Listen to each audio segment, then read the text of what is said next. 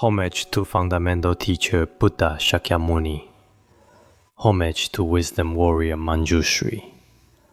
Homage to all lineage benevolent masters. The Dharma, infinitely profound and subtle, is rarely encountered even in a million eons.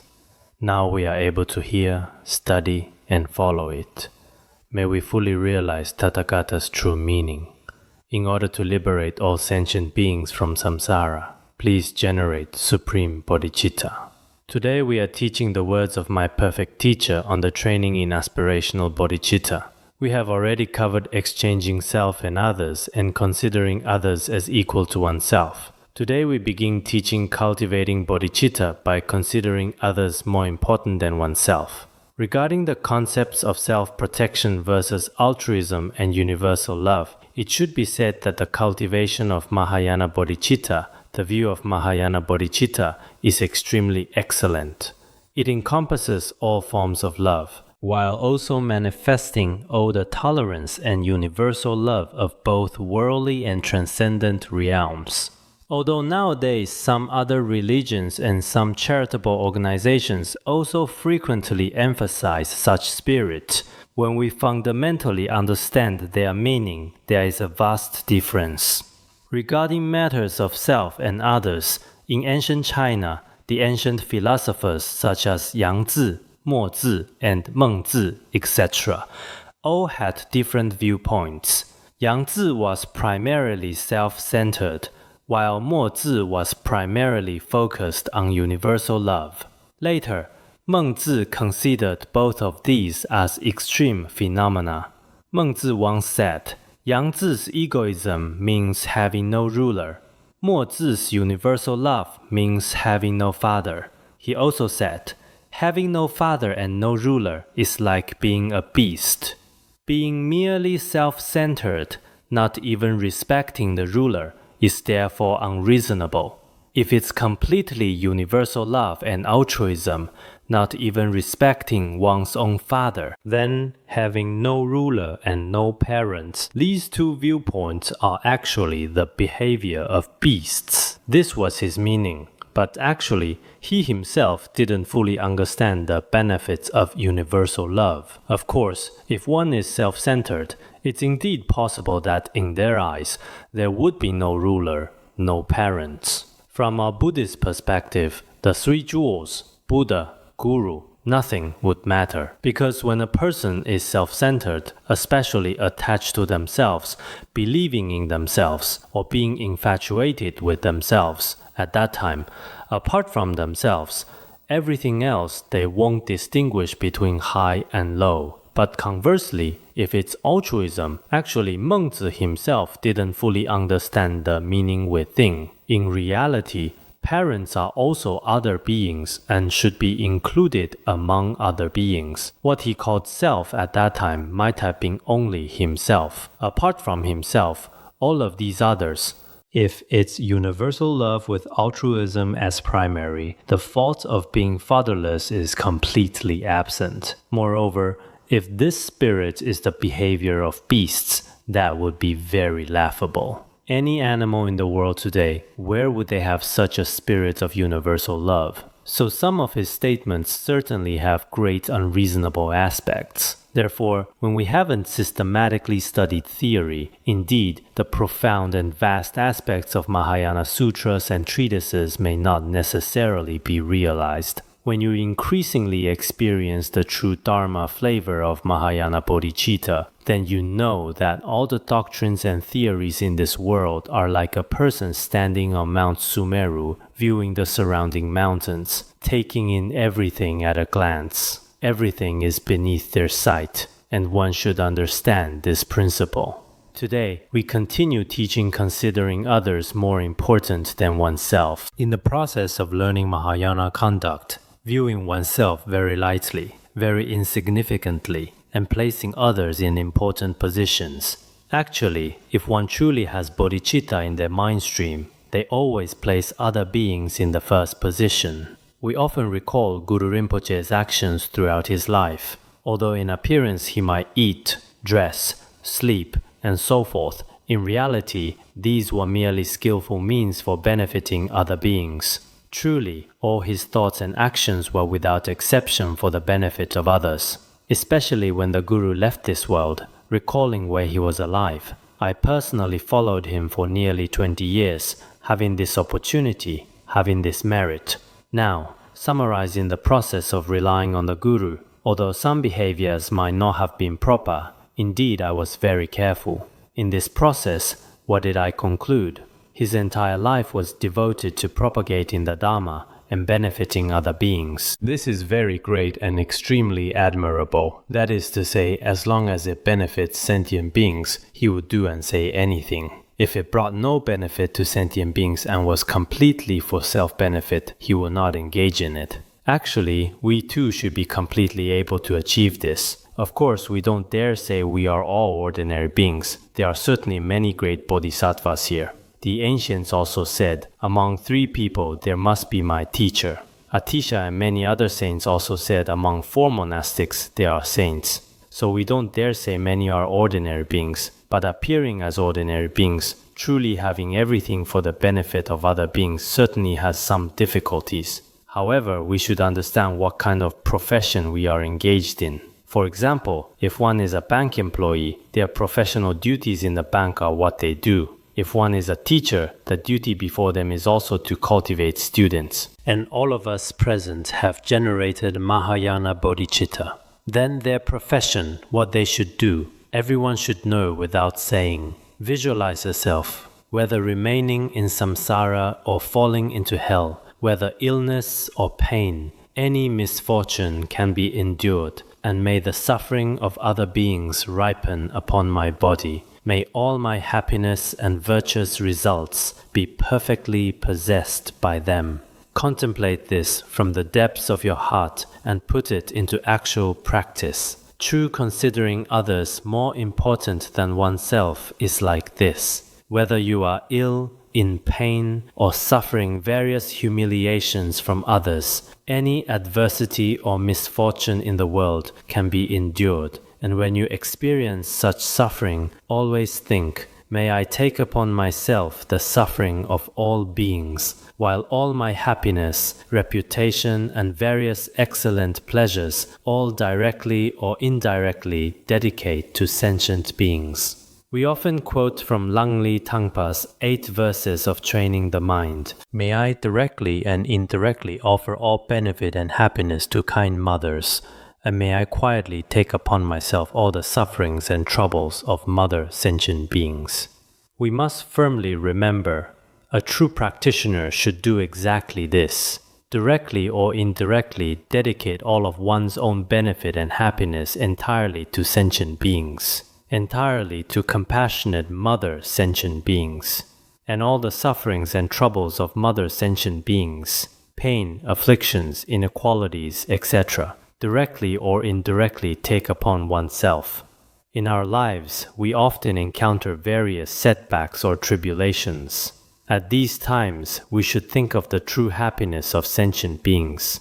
Regarding this aspect, such as Atisha's guru Maitriyogi, Dharmarakshita, and the story of our great teacher Buddha Shakyamuni when he was King Padma, and the story of our great teacher Buddha Shakyamuni when he was born as a turtle in his past lives, and the story of the world-honored one when he was King Manikuda, etc. These moving stories can illustrate the profound principle of considering others more important than oneself. So considering others more important than oneself is actually very important when cultivating bodhicitta. Of course, as ordinary beings, completely placing ourselves in secondary positions while placing sentient beings in primary positions, we might say it verbally and think it mentally, but at crucial moments or when encountering the most important matters, to place sentient beings first unconditionally, regardless of any being, certainly has some difficulties. But no matter how great the difficulties, we should practice this theoretically, and in actual practice, depending on one's individual altruistic heart. If the altruistic heart is stronger, one might often not need many words to explain matters concerning sentient beings. As long as something benefits sentient beings, they won't be lazy or easily give up. As long as it benefits sentient beings, he will not be lazy or easily give up. But if the bodhicitta in one's mind stream is not particularly mature, for example, when we are happy and blessed, when the weather is nice and our mood is good, we often speak eloquently about striving to liberate countless mother sentient beings at the ends of the sky. But in reality, at the most critical moments, such as during the Cultural Revolution, or when each person in their life encounters various unimaginable obstacles, at such times, to completely let go of the self and think of benefiting sentient beings is indeed, because ordinary beings have particularly stubborn and intense ego clinging at the most critical moments. Under the grip of such strong ego clinging, everything becomes blurred, and we only think that we ourselves are the most important, forgetting everything else. So at such times there is indeed difficulty. Therefore, the author gives us several very typical stories to illustrate that Mahayana practitioners should place sentient beings in the most important position. At such times, we should choose to benefit others. When Master Maitriyogi was teaching the Dharma, someone threw stones at a dog. At that moment, the master cried out, "It hurts! It hurts!" and collapsed on the Dharma throne. While someone was beating a dog outside, when the master heard the dog's cries, he began crying out in pain as well. The people present saw that the dog appeared to be unharmed and fine, so they all thought the master was being mysterious and putting on a show. They thought the master was pretending, crying out in pain. They thought this was impossible. Someone throwing stones at a dog hadn't hit the master, so why would he say he was in pain? Later, the master, being a wise teacher, generally speaking, could tell what his disciples or those below were thinking. On one hand, he could see it from their expressions, and of course, a superior master would have clairvoyance and would know through mind reading. At that time, he also knew their thoughts. Generally speaking, no matter what the situation, in the Lama Yangtik, Guru Rinpoche also taught that between guru and disciple, there are often wrong views, thinking things are unreasonable or unfair, and so forth. Such thoughts are actually a manifestation of being possessed by demons.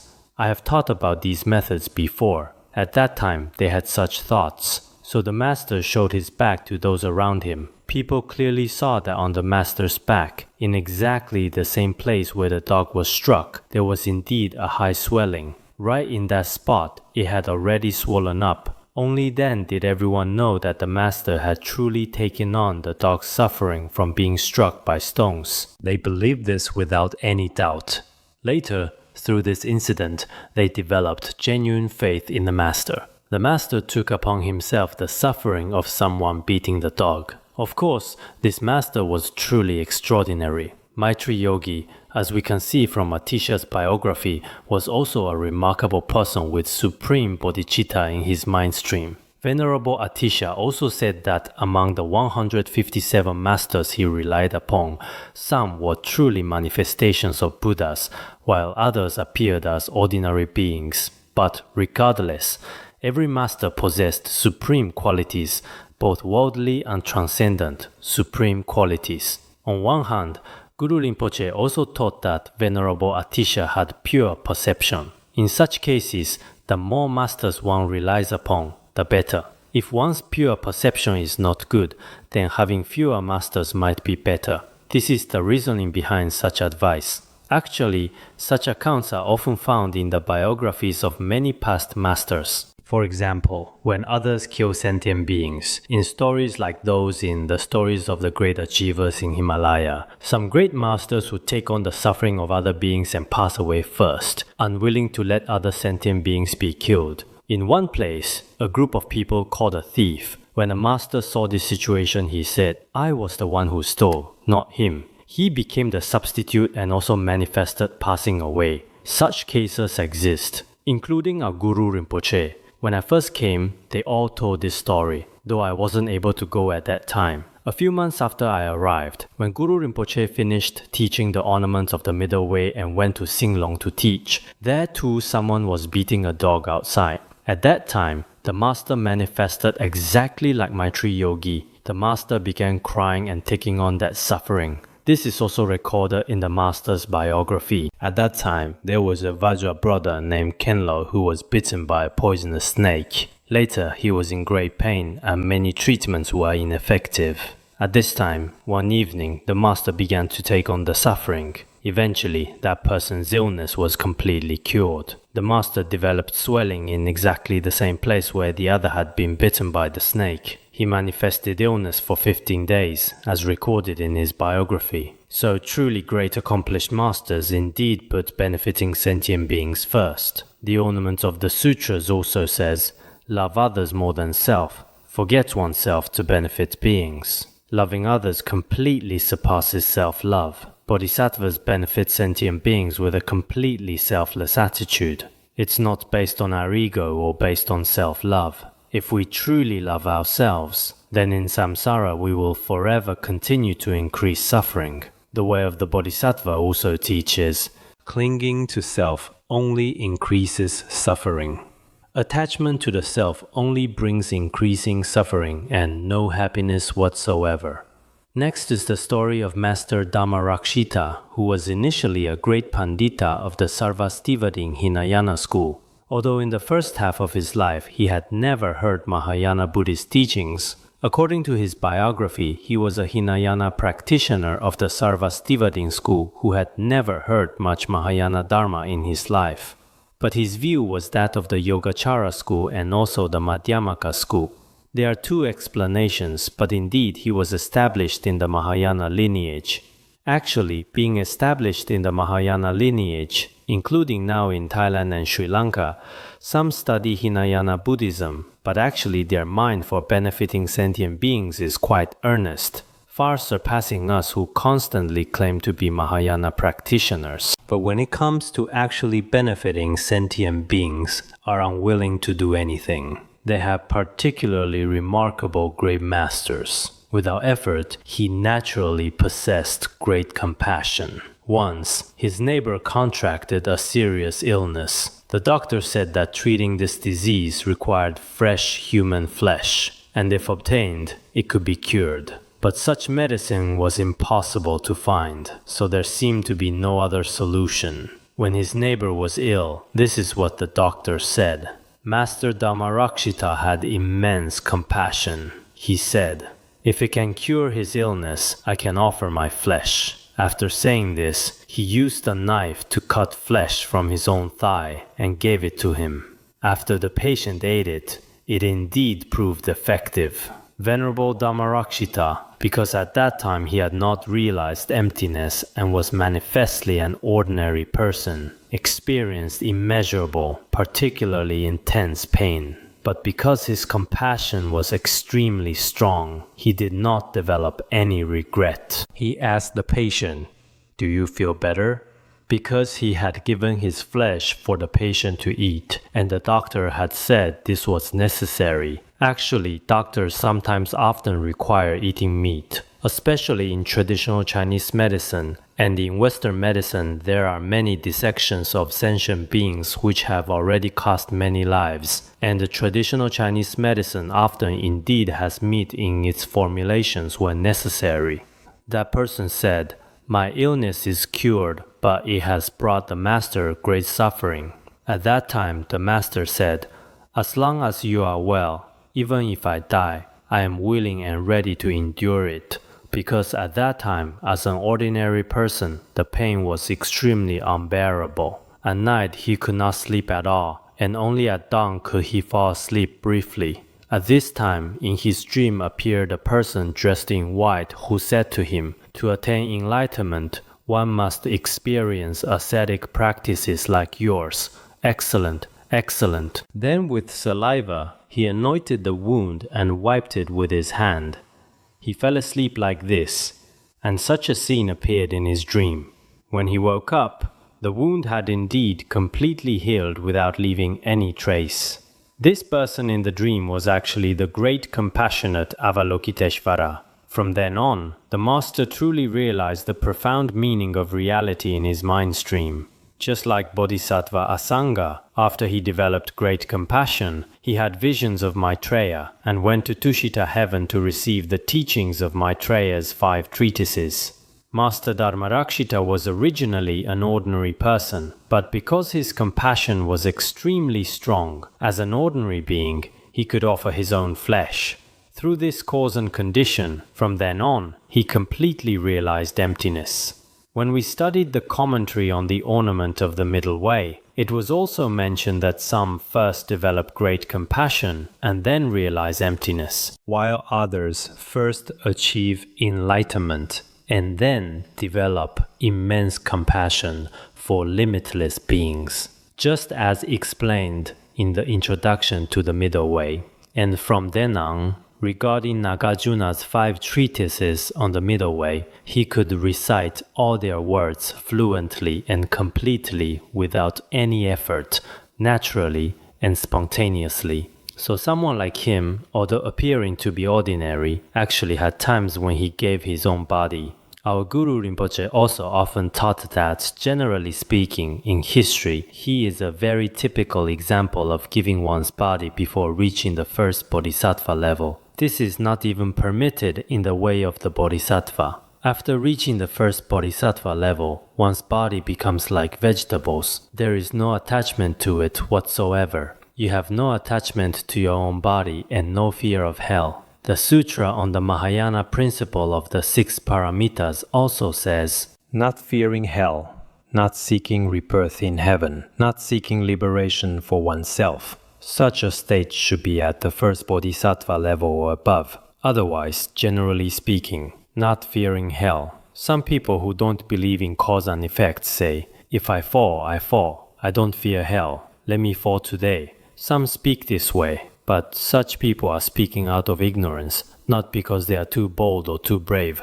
Indeed, some act out of ignorance. For example, when some people are drunk and crazy, when they break the law, they say, I don't fear prison. Whoever wants to kill me can kill me. Whoever wants to arrest me can arrest me. Such statements are completely acts of ignorance. So for us in this world, before attaining the levels, giving one's body, for example, might be acceptable if it doesn't cause great harm to the body. Such donations might be possible. For example, sometimes we donate blood. Generally speaking, this doesn't cause great harm to the body. If you donate your organs, eyes, or body while you are still alive, then on one hand, you might regret it, and eventually you might even develop anger, destroying your roots of virtue.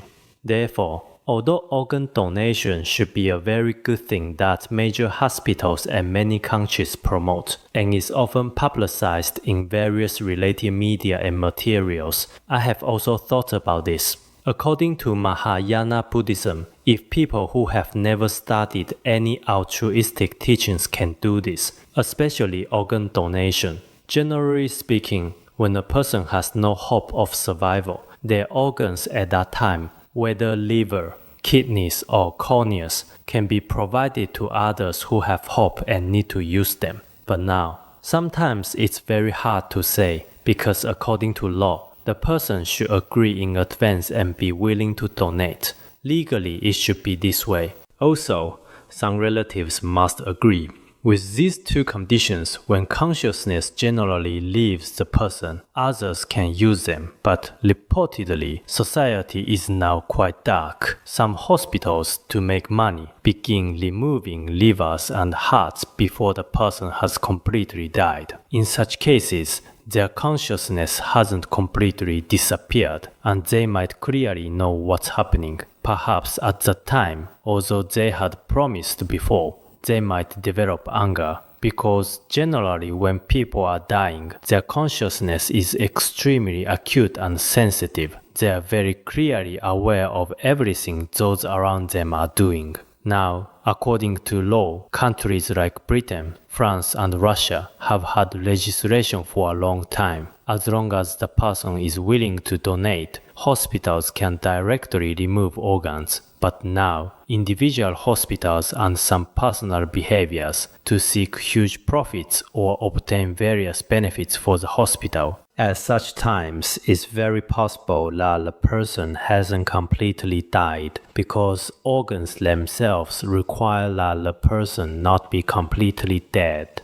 If the person is completely dead, then liver and kidney sources cannot be used. So now it's very hard to say. Actually, many people do need them. I've seen in some materials that in China, 1.5 million people need organ donations annually, but only about 10,000 people can actually get these resources. That's 1 out of 150, 1.49 million people don't get them. Some of them indeed have economic capability. Originally, for example, a liver source costs 200,000, but some economically well-off families and individuals are willing to pay even 1 million. Very possibly in such cases, we humans might be greedy for money. This person is going to die anyway. Even some people who originally had hope for treatment and chances of survival, doctors might deliberately, out of greed for red envelopes or other benefits, very possibly not treat them and diagnose them as hopeless. Ultimately, before they've died, some organs from their bodies are taken. This is indeed quite frightening. So we neither completely oppose nor completely support this, because on one hand, the law hasn't been completely established. If you want to donate, you donate. Without proper legal constraints, this is also very difficult. On the other hand, people's comprehensive qualities haven't reached the level of truly being responsible to society and individuals. Without reaching such standards, at such times, people will stop at nothing out of greed for money.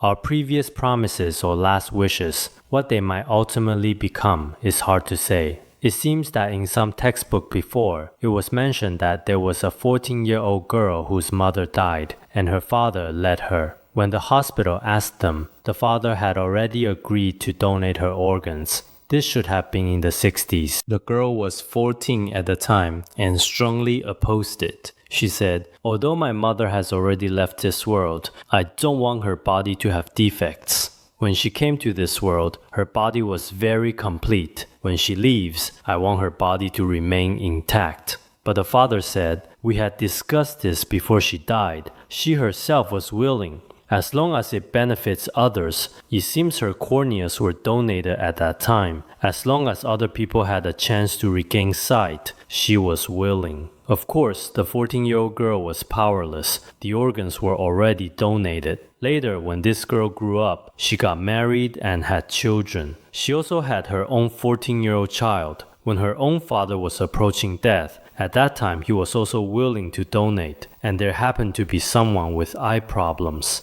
By that time, her 14-year-old daughter's attitude was completely different from her previous attitude. Originally, she was unwilling, but she strongly supported her grandfather's organ donation. And she herself also said, "Once I die, I'm also willing to donate organs." Soon after, perhaps a few days later, a car accident occurred.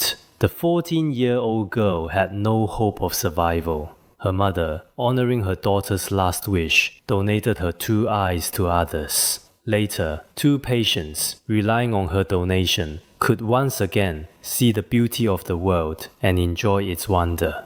From a historical perspective and worldly positive view, donation should be promoted. But as I just mentioned, whether regarding society or individuals, many aspects need to be observed quite carefully. Otherwise, in places like Taiwan, there are also many people who donate organs, including in America, for example. When getting a driver's license, they give you a registration form that day, in case you have a car accident, right? Do you have? Yes, Canada is the same. In case of a car accident, they have you fill out a form asking if you are willing to donate. They think it's wonderful. But in China, it seems it should be this year when the Deputy Minister of Health was interviewed by journalists. Over 90% of Chinese people strongly oppose it. Why? Originally, when driving, buying a new car, getting a driver's license, they don't want the word death to be brought up. Right when getting a license, others say, in case you have a car accident.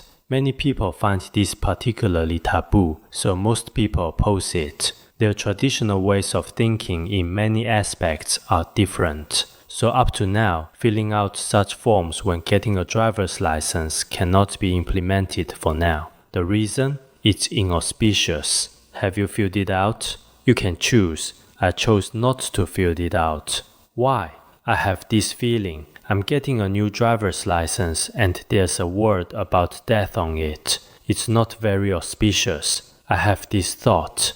Yes, it should be possible. Auspicious or inauspicious. Many places are basically the same, right? This is as ordinary beings, including us ordinary beings. Guru Rinpoche also taught before that burning fingers as offerings to Buddha is generally not encouraged. When ordinary beings truly burn their fingers before the Buddha, being oppressed by intense pain at that time, they may develop regret and various negative thoughts. This possibility exists. So as ordinary beings ourselves, we can do some things we are capable of, and for things we cannot do, we make aspirations. The way of the Bodhisattva also teaches that things we cannot do or don't understand should be considered as objects for our aspirations. This is one story. Next is the story of King Padma. Actually, the story of King Padma appears in some similar forms in other scriptures. For example, in the Jataka stories of the Bodhisattva, there was a king named King Padma. At that time, it seems many diseases occurred throughout the entire kingdom.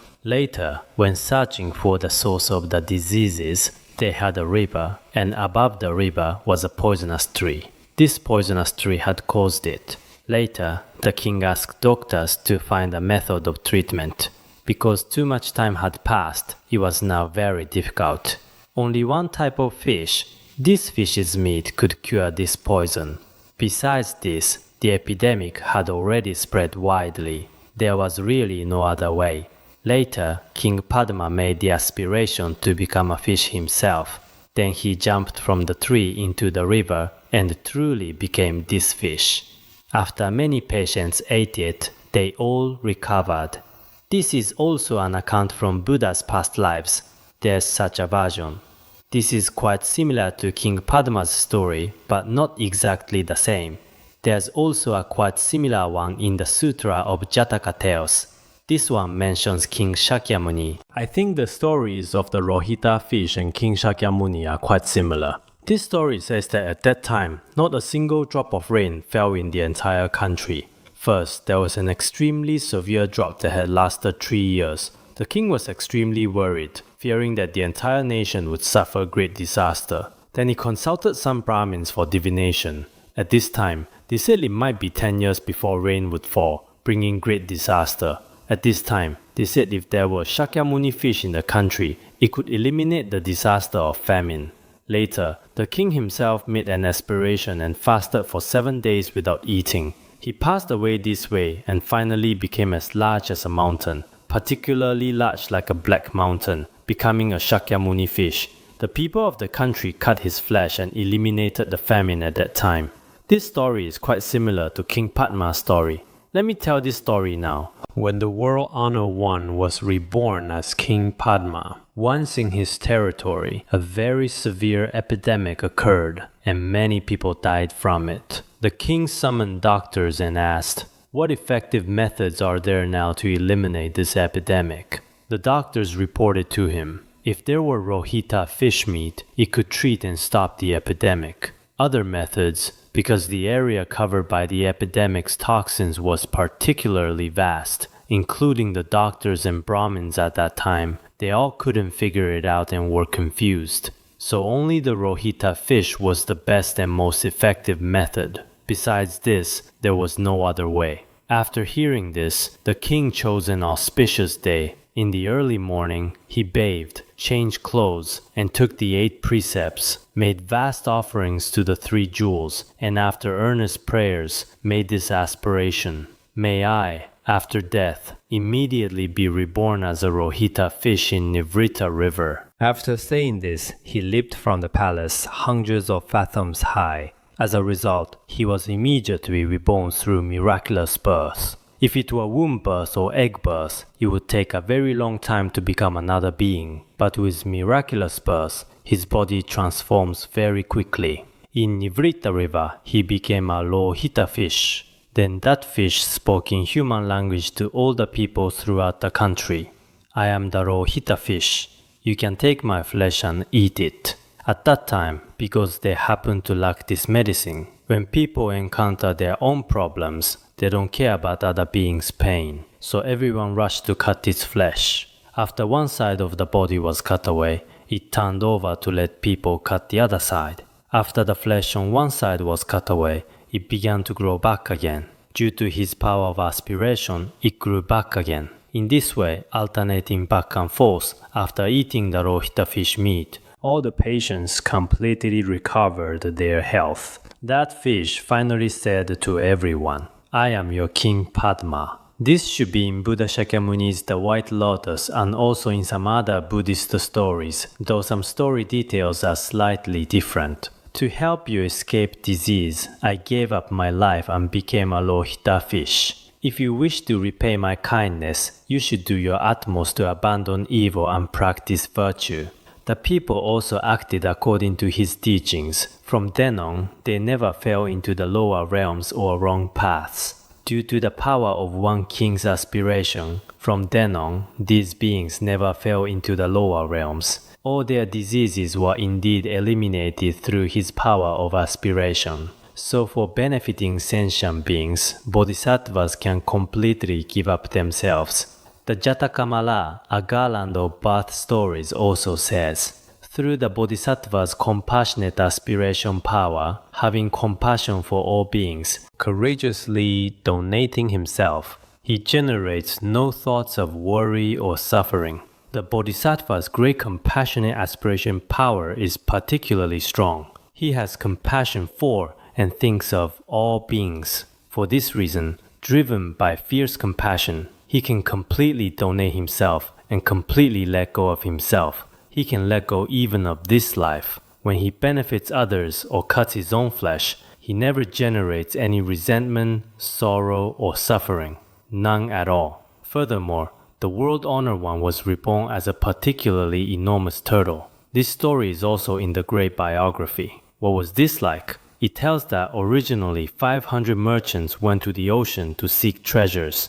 On the way, they encountered collisions with Makara fish, and finally their ship was destroyed. When the 500 merchants were about to fall into the sea and encounter great danger, at this time, the turtle spoke in human language. Our great teacher Buddha Shakyamuni had become a turtle because in the first kalpa, generally, animals could speak human language. It spoke human language to these merchants.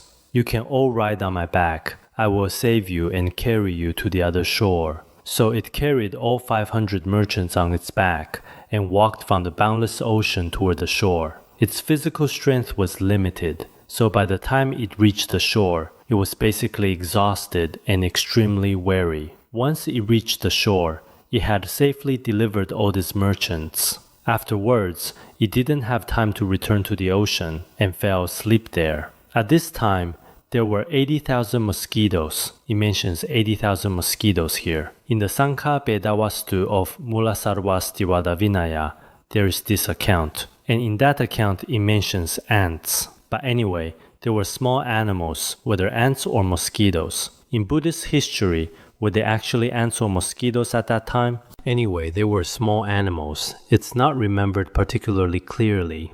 Either is fine. Anyway, either is acceptable. Perhaps ants also have small wings like mosquitoes. I'm combining the perspectives of both sutras. At that time, first an ant came to look. Then it went back and called many ants from the anthill. 80,000 ants came and began eating its fresh blood together. Finally, they ate all of its skin. The great biography describes it this way. It was particularly cruel, that story at the time. Because it was extremely tired, it slept deeply as if it were dead. When it woke up, it saw that all of its skin had been eaten away, leaving only pure flesh. Seeing this scene, it thought to itself, if I return to the water or roll around directly, I fear all these mosquitoes or ants will die. So it remained as before, continuing to lie there and endure, letting these beings continue to eat. So sometimes, when we think of the World Honor One in his past lives, each wonderful account, when it falls upon ourselves, we are indeed very ashamed. He gave up his own body and life, when the World Honor One attained enlightenment at Deer Park, Kaundinya and the 5 monks, along with 80,000 gods, during the first turning of the Dharma wheel, they all attained truth and experienced the taste of Dharma. When they experienced the taste of Dharma, all the monks asked, why did so many, 80,000 gods, receive the taste of Dharma this time? At that time, Buddha Shakyamuni spoke about this account. He said, this time I nourished them with the wonderful taste of Dharma, but once in my past lives, I also nourished them with my own blood and flesh. This is what the World Honor One said when he became Buddha. The 80,000 mosquitoes from that time were reborn as 80,000 gods to hear the Dharma, and in the end, they all realized the truth. So our genuine aspirational bodhicitta, in the process of practice, even for a moment wishing for beings to be happy, such a mind indeed has very great merit. For us to completely offer our body and blood, all like realized bodhisattvas, one by one, this has certain difficulties. But having a mind to help sentient beings, this mind must never be forgotten. The Questions of the Naga King Sagara also says, for hundreds of thousands of kalpas, with equal mind giving material things to people, cannot equal the merit of compassionate mind that grieves for beings. The meaning is that for hundreds of thousands of kalpas, giving various wealth and material gifts to others, of course this merit is very great. But this merit cannot compare. Cannot compare to what? To using compassionate mind to protect beings, this mental attitude or this action. So through understanding this scriptural reasoning, using our mind to help others, using our mind to help beings escape suffering and find happiness, such moments or brief periods of generating bodhicitta are actually not very difficult. So all of you present are now cultivating bodhicitta. While reciting verses of bodhicitta, we should contemplate in all aspects. Sometimes you think of the Rohita fish story, sometimes of King Padma's story, sometimes you think of Maitriyogi's story, sometimes you can think of Dharmarakshita's story, and many other stories of Buddha's self-sacrifice in his past lives. Thinking while reciting, this is truly cultivating bodhicitta. At this time, we will all discover that all suffering and all harm actually come from ego clinging. Cultivating Mahayana bodhicitta reduces ego clinging and increases the mind of benefiting others. Increasing the mind of benefiting others, all worldly and transcendent happiness can be said to naturally appear. So each of us, in the process of cultivation, should strive diligently for the mind of benefiting others, for the bodhicitta of considering others more important than ourselves. Good, I'll stop here.